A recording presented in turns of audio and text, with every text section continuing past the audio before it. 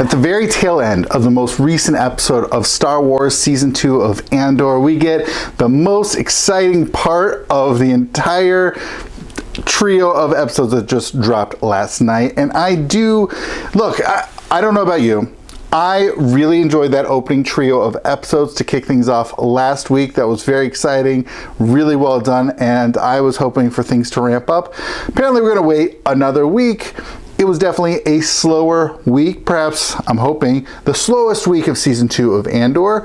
I have high hopes for episodes 7, 8, 9 to come very soon, hopefully, next week.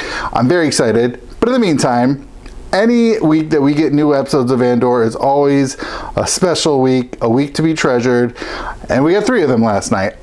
We should all be happy. We should all be in such an elevated... I don't know about you. Maybe you're a critic, you're not an Andor lover. Andor Season 2 has been fantastic. We're halfway through. And yes, this trio of episodes was definitely slower, not as exciting. But we did get that very end of, look, Bix Colleen giving Dr. Gorst a taste of his own medicine was fantastic enough. And had the episode ended right there and then, I would have been happy. I would have been absolutely satisfied. But then to see walking out with Andor, explosion, fantastic. We don't know what's going to happen with that program that was supposed to be established by Dr. Gorst, expanded. We don't know. Is that something that ultimately the droids take care of, as we see in A New Hope? I don't know.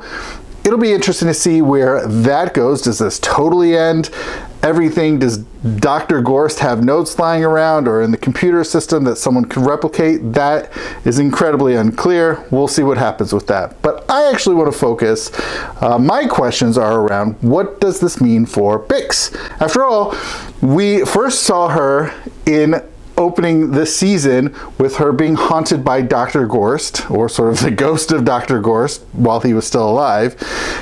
And then that became a lot bigger of a storyline. This trio of episodes, this 3 BBY trio of episodes, playing a huge role for her. She's having huge issues, and of course we know that she turns to this unnamed drug that seems to alleviate, seems to help her sleep, seems to help stop her from whatever it is. It's a way of coping.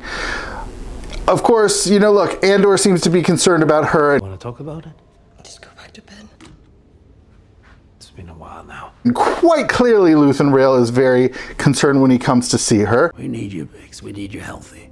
And we don't know, does this, both doing this to Dr. Gorst and exploding the facility, is this a way of exorcising her demons and making it all go away, and she's going to have no more issues with this, and this is the total end of the storyline for the remainder of Season 2 of Andor? Well, I guess we're going to have to see. We're going to have to wait and watch. That is one way. And at this point, it's entirely possible we have 2 different directions. One, it won't happen again. This is it. This closes off that storyline, and she's dealt with it. Or is there another storyline to go that maybe this actually didn't end this whole situation for her? And who knows, maybe she puts a pause on taking these drugs, and then at some point, and maybe, who knows, just like Luthen Rael told her, It works for a while.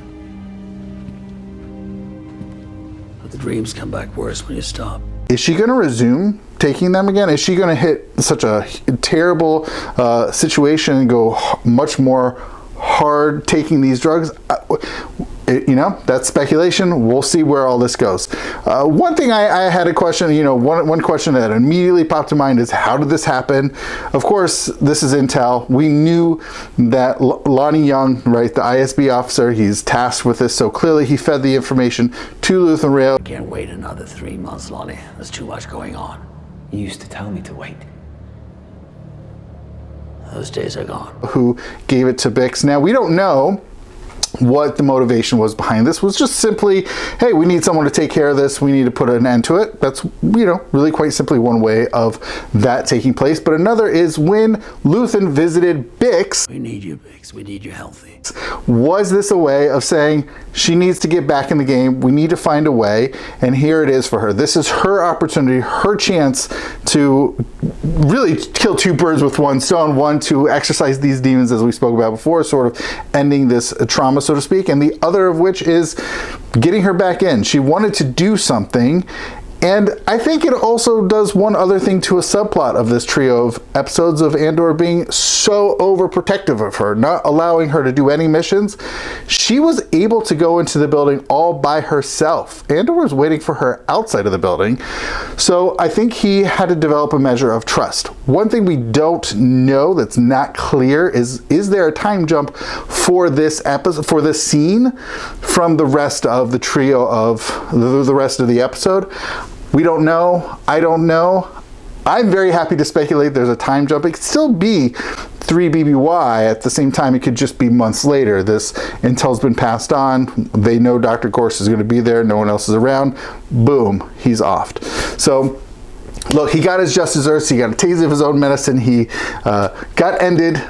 We don't know whether his program got ended. We'll have to see. But clearly, Bix is back in the game, and but we still have this lingering question: will these dreams, will this huge issue for her lingering? Maybe she'll still have Dr. Gorse in her dreams and as a ghost. We don't know. We'll have to see.